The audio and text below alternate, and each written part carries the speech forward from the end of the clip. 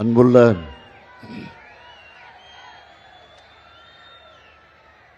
திராவிட முன்னேற்ற கழகத்தில் உடன்பிறப்புகள் இணையும் தாய் கழகத்தினுடைய திரும்பும் விழாவாக இங்கு வருகை தந்திருக்கக்கூடிய அனைவரையும் மிகுந்த மகிழ்ச்சியோடு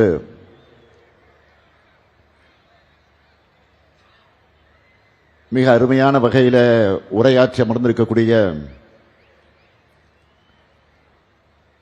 நம்முடைய பெருமதிப்பிற்குரிய முன்னாள் முதல்வர், நம்முடைய அன்பிற்கினிய அருமை சகோதரர் ஓபிஎஸ் அவர்களே, முன்னிலை வைக்கக்கூடிய கழகத்தினுடைய துணை பொதுச் செயலாளர் மாண்புமிகு அமைச்சர் ஐ பெரியசாமி அவர்களே, மாண்புமிகு அமைச்சர் பெருமக்களே,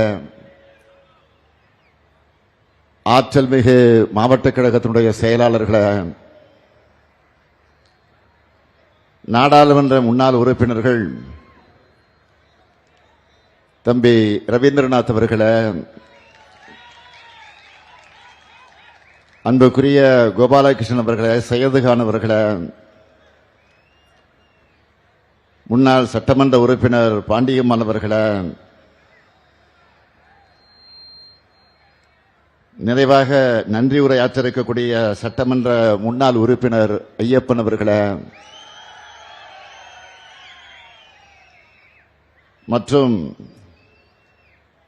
தாய் கழகம் திரும்பும் விழாவில பெருந்திரளாக பங்கேற்றிருக்கக்கூடிய அருமை தோழர்களே, அன்பிற்கினிய தாய்மார்களே, என் உயிரோடு கலந்திருக்கக்கூடிய தலைவர் கலைஞர் அவர்களின் உயிரினும் உயிரான அன்பு உடன்பிறப்புகளே, உங்கள் அனைவருக்கும் என்னுடைய அன்பான வணக்கம். இந்த மேடை மிக வித்தியாசமான மேடை.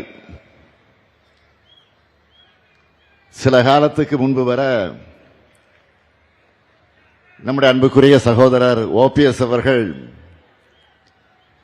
இந்த மேடையில இருப்பார்னு அவரே எதிர்பார்த்திருக்க மாட்டார்.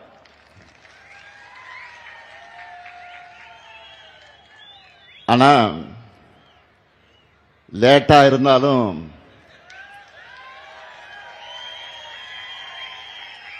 மக்கள் திலகம் எம்ஜிஆர் இருந்த தாய் கழகமான திராவிட முன்னேற்ற கழகத்திற்கு தான் திரும்பி இருக்கிறார்.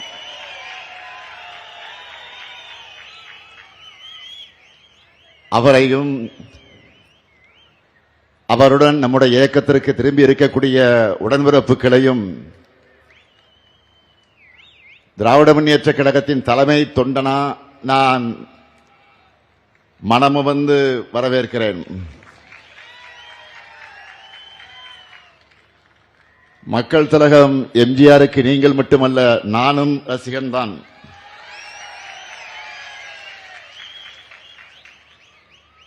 கழகம் எம்ஜிஆரை வளர்த்தது, அவரும் கழகத்தை வளர்த்தார்.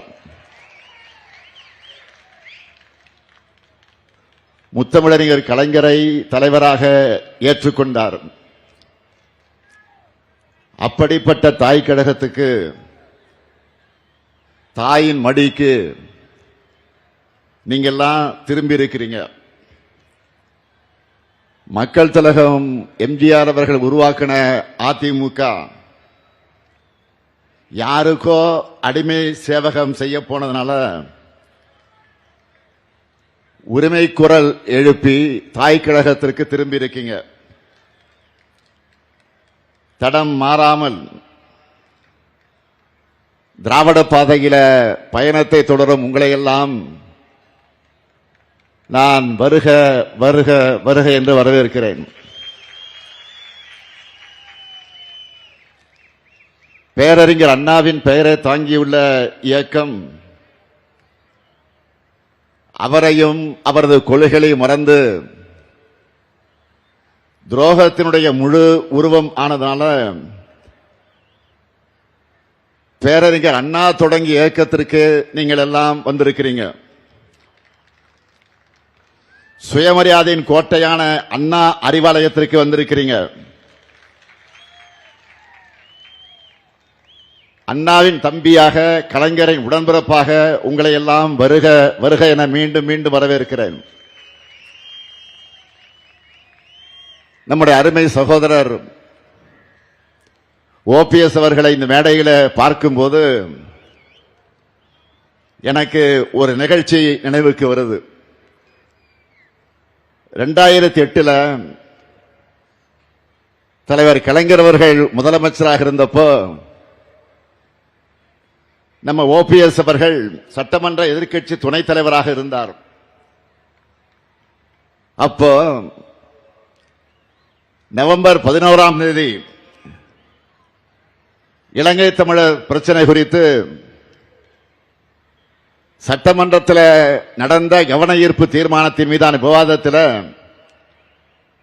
நம்ம ஓபிஎஸ் அவர்கள் பேசினார்கள். மறுநாள் காலையில் முரசொலியில என்ன ஹெட்லைன்ஸ் போட்டாங்க தெரியுமா? பச்சை தமிழர் பன்னீர்செல்வம் குறிப்பிட்டு செய்தியை வெளியிட்டாங்க. நம்ம ஓபிஎஸும் முரசொலி செய்தியை குறிப்பிட்டு அவையில பேசினார்.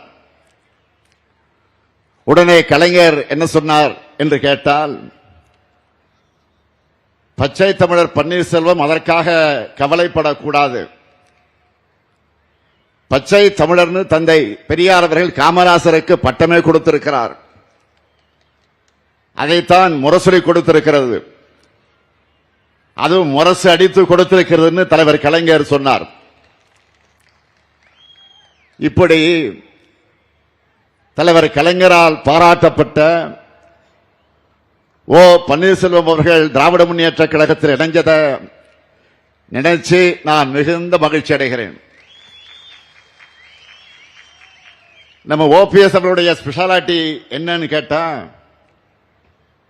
எப்பவுமே சிரிச்ச முகமாகத்தான் இருப்பார். கூட பாருங்க, அதுதான் அவருடைய பண்பு. பொதுவா ஒருத்தரை ஒருத்தர் முறைச்சுக்கிட்டாதான் பிரச்சனை ஆகும். ஆனா நம்ம ஓபிஎஸ் அவர்களுக்கு அவருடைய சிரிப்பே ஒரு காலத்தில் அவருக்கு பிரச்சனை ஆயிடுச்சு. ஒரு முறை அவர் என்னை பார்த்து சிரிச்சிட்டார் சட்டமன்றத்தில். உடனே ஸ்டாலினை பார்த்து ஓபிஎஸ் சிரிச்சிட்டார்னு ஏதோ 2 நாட்டுக்குள்ள போர் வந்த மாதிரி பிரச்சனை ஆக்கிட்டாங்க. அரசியல்ல 1000 விமர்சனங்கள் இருக்கலாம். ஆனா சட்டமன்றத்திலையும் பொதுவெளியிலையும் ஒருத்தரை ஒருத்தர் சந்திக்கும் போது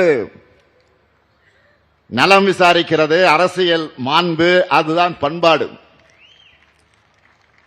அப்படித்தான் அப்ப முதலமைச்சராக இருந்த சகோதரர் ஓபிஎஸ் அவர்களை பார்த்து மரியாதைக்காக வணக்கம் வச்சன்.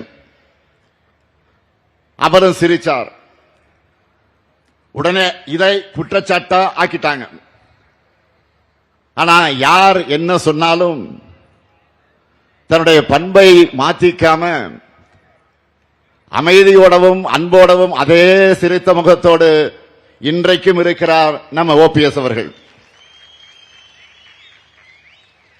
அமைதியும் புன்னகை மட்டுமல்ல, ஓபிஎஸ் சொன்னா ஞாபகத்துக்கு வரக்கூடிய ஒரே சொல் விசுவாசம். மறைந்த அம்மையார் ஜெயலலிதா அவர்கள் தான் அமர்ந்த முதலமைச்சர் இருக்கையில் நம்முடைய ஓபிஎஸ் அவர்களை 2 முறை அமர வச்சார்.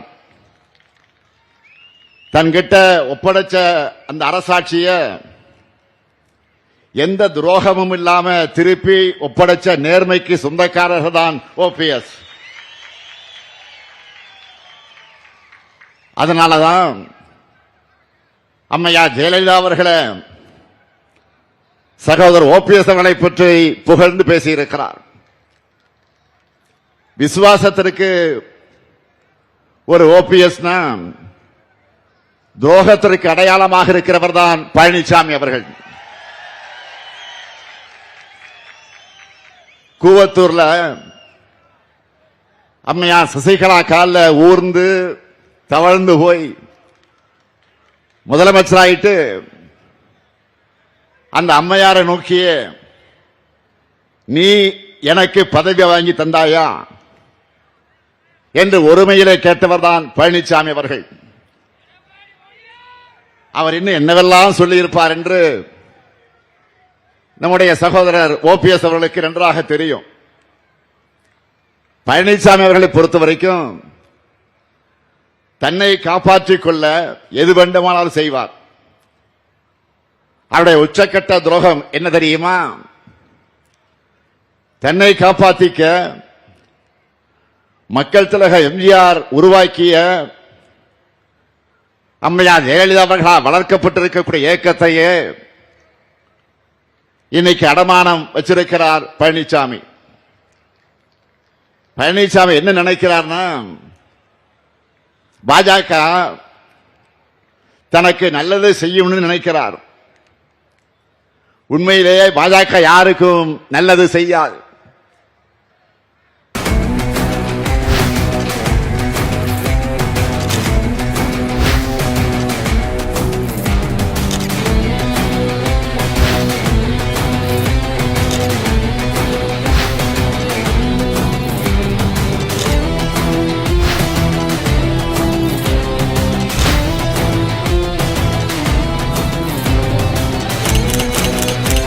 சட்டமன்றத்திலயும் பாராளுமன்றத்திலயும் பெண்களுக்கு 33% என்றது பாஸ் பண்ணிட்டாங்க. பாஜக அதை இம்ப்ளிமெண்ட் பண்ணல. திராவிடம் இந்த மண்ணில் இருக்கிறதுனால தான் இந்த புரட்சி நடந்திருக்கு. இந்தியாவிலேயே தமிழ்நாட்டை பொறுத்தவரை 2 பெண் முதல்வர்களை கொடுத்த ஒரே இயக்கம் அனைத்து இந்திய அண்ணா திராவிட முன்னேற்ற கழகம். ஆண்டு முழுவதுமே பெண்கள் தினமாக இருக்கட்டுமே அப்படிங்கிற ஒரு நப்பாசை எனக்கு இருக்குது.